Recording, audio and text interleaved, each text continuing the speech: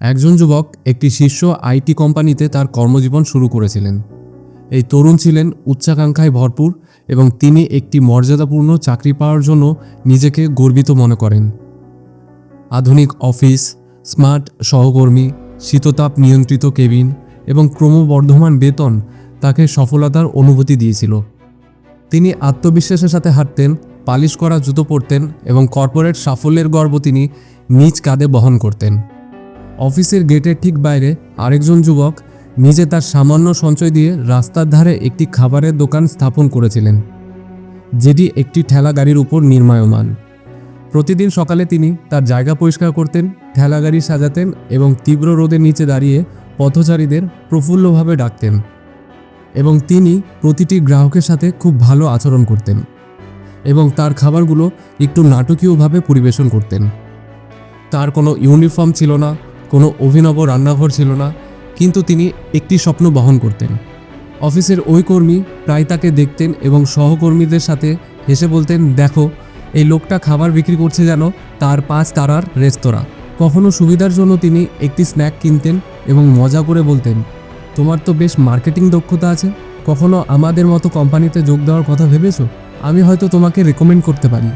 খাবারের বিক্রেতা শুধু হাসতেন এবং উত্তর দিতেন, হয়তো স্যার, কিন্তু এখানে আমার রেসিপি বদলাতে এইচআরের অনুমতি দরকার হয় না। বছরগুলো কেটে গেল। আইটিতে কাজ করা ব্যক্তি উন্নতি করলেন।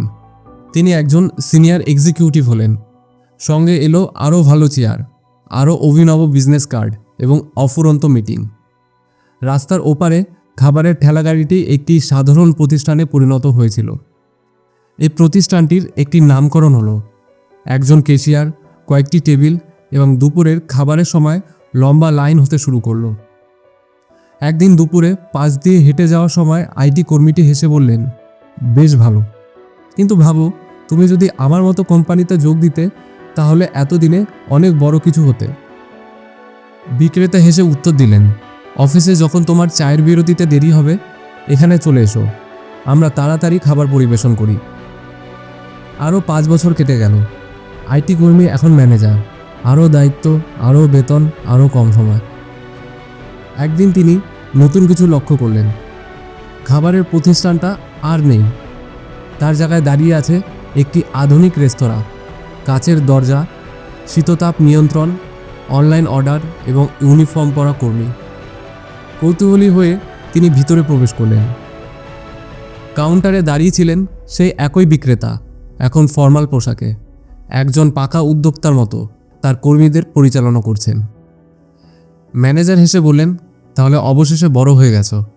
হ্যাঁ স্যার, বলে বিক্রেতা হাসলেন এবং আরও বললেন যে আর এর জন্য আমাকে প্রমোশনের চিঠির জন্য অপেক্ষা করতে হয়নি। তখন আইটি ম্যানেজার জিজ্ঞাসা করলেন যে 10 বছর ধরে খাবার পরিবেশন করছো, তুমি কি মনে করো না যে তুমি আরও কিছু করতে পারতে? বিক্রেতা শান্তভাবে উত্তর দিলেন, স্যার, 10 বছর আগে আমরা প্রায় একই রোজগার করতাম। আজ আমি এই ব্যবসার মালিক এবং আমি বেশ আয় করি, কিন্তু টাকা মূল বিষয় নয়। তিনি একটু এগিয়ে এসে বললেন, যা আমি তৈরি করেছি আমার সন্তানরা তা চালিয়ে যেতে পারবে, তাদের শূন্য থেকে শুরু করতে হবে না। কিন্তু আপনি যখন আপনার চাকরি থেকে অবসর নেবেন, অন্য কেউ আপনার জায়গা নেবে। আপনার সন্তানদের নিজ থেকে শুরু করতে হবে। এখন আপনিই বলুন, কে সত্যি তার সময়কে ভালোভাবে ব্যবহার করেছে? ম্যানেজার নীরবে ফিরে গেলেন এবং তার মনে প্রশ্নের সঞ্চার তৈরি হলো। বন্ধুরা, জীবনের যাত্রায় এটা শুধু গুরুত্বপূর্ণ নয় যে তুমি কত দ্রুত সিঁড়ি বেয়ে উঠছো, বরং তুমি পথে কী তৈরি করছো তা আরও বেশি গুরুত্বপূর্ণ। এটা হতে পারে একটা ব্যবসা, একটা আবেগ বা একটা উত্তরাধিকার। অর্থাৎ যা সত্যি গুরুত্বপূর্ণ তা হলো এমন কিছু সৃষ্টি করা যা টিকে থাকে, যা শুধু তোমার জীবন নয়, অন্যদের জীবনকেও উৎসাহিত করে এবং সমাজের জন্য কল্যাণকর হয়। সম্পূর্ণ গল্প থেকে আমরা এই সিদ্ধান্তে পৌঁছাতে পারি যে সত্যিকারের সাফল্য পদবি বা বেতনে নয়, বরং উদ্দেশ্য, প্রভাব এবং তুমি যে পদচিহ্ন রেখে যাও তাতে নিহিত। বন্ধুরা, যদি এই গল্পটি আরও মানুষের কাছে পৌঁছে দিতে চাও, তাহলে এই ভিডিওটিকে লাইক করো, যাতে ইউটিউব এটি আরও বেশি মানুষের কাছে পৌঁছায়। আর যদি গল্পটি ভালো লেগে থাকে, তাহলে আমাদের চ্যানেলটি সাবস্ক্রাইব করো।